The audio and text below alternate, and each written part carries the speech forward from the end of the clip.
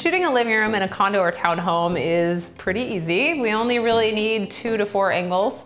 So you're really using these shots as informational shots to show how the space connects, right? So we want to get one in each corner if we can. Sometimes you only need 2 or 3 corners to really showcase the whole room. So again, you want to prep the room, make sure everything looks clean and tidy and in its place. So first thing I always look for is the pillows. So you want to just give them a good fluff and then a judo chop.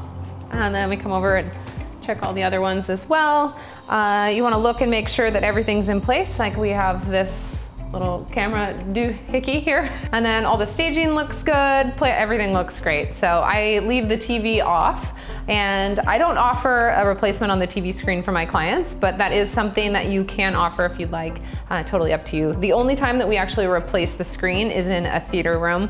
So I have I think I have 3 different graphics that I will place on a TV. So now that we've prepped the living room, it's time to get to shooting. So we're gonna do probably 2 to 3, maybe 4 angles of this living room. So I'm gonna start back here. This is really gonna be one of the main shots of the living room because we're gonna be showing all these great windows that we have over here. And then also the TV and kind of the setup of what it would look like if you were sitting in the living room.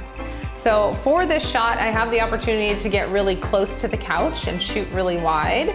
But if I do that, it's gonna distort the edges and not look as high end. So I'm actually gonna come behind this dining room table, set my camera up, and I'm gonna pull this centerpiece out of the way so that it's not in our frame.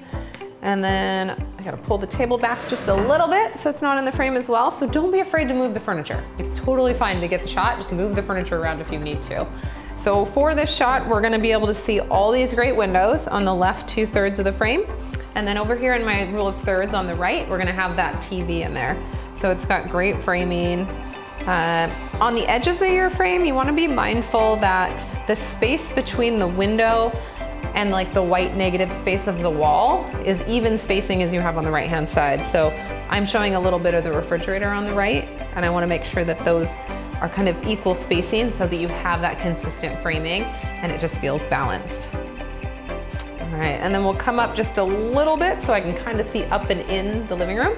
And then we'll tilt down again just a little bit, just like we do in the kitchen. And because I tilted down, I'm gonna shoot just a tad bit wider to compensate for the vertical cropping that's gonna have to be done to fix those verticals.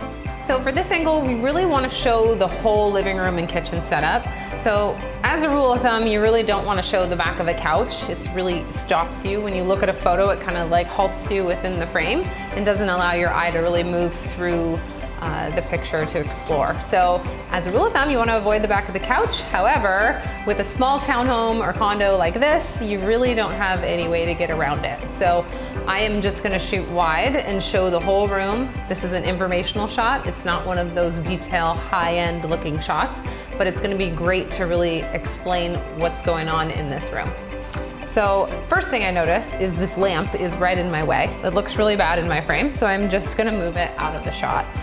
Don't be afraid to move furniture, to get, a lamp off of an end table. I do that a lot. A lot of times there's a lamp on a little end table and it's just in my way. So I'll just pull it down, throw it on the ground, and then we're good to go. So when composing this image, like I said, this is an informational shot, but we want to make sure that we've got 2 walls here. And then our 3rd wall is going to be this one over here, which is just a sliver of the frame. And you can bring your camera up just a touch. That's a little too far. So if we bring it up, we can really see kind of up and into the living room and up into the kitchen. And then we'll just tilt it down a little bit to eliminate some of that ceiling out of the frame. So my focal point is set to somewhere in the middle of the room. So right now I have it set on that dining room table. All right, so for this angle, we've got a couple options of where we're gonna position the camera. So if you go left, you're gonna be shooting more into the kitchen than into the living room. If we pan more to the right, you're gonna see a lot of the living room. We're gonna see these windows over here is our 3rd wall. So I want you to always keep in mind that you've gotta shoot with intention. Like, what am I intentionally shooting? What room am I shooting in? So we're shooting the living room. So we're gonna come to the right and we're really gonna show this living room. They're gonna see the dining and the kitchen kind of as like a secondary. But if I were to go to the left, I'd be cutting off the couch and cutting off this lamp here, which we don't wanna do that. So you wanna avoid cutting off furniture if at all possible. So we're gonna shoot to the right. So when we're shooting in the living room, we also wanna take into account is the camera height, because a lot of times the furniture is lower down. So we can actually lower our camera once we get kind of into the living room, like with this shot. I'm looking at the furniture at this direction. I'm not trying to look up and over the back of the couch. So we'll lower the camera down just a little bit here. There is a general rule that I recently heard and learned that you want to shoot about 18 inches above the furniture. So you'd want to have your camera about 18 inches above the coffee table or above the bed. So that's a good general rule, honestly. So I come down a little bit lower. I'm gonna tilt down just a touch, not a lot.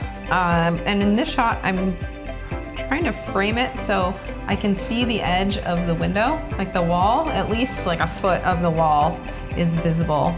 And then over here on the left, I can see into the dining room a little bit. So I'm just coming into about, I don't know, 17 millimeters. If we had views out the window of the water or the city or something, you want to really make sure that the views that you're seeing on your viewfinder are visible. So what I'm seeing with my eyes at this level are a lot different than what we see at this level.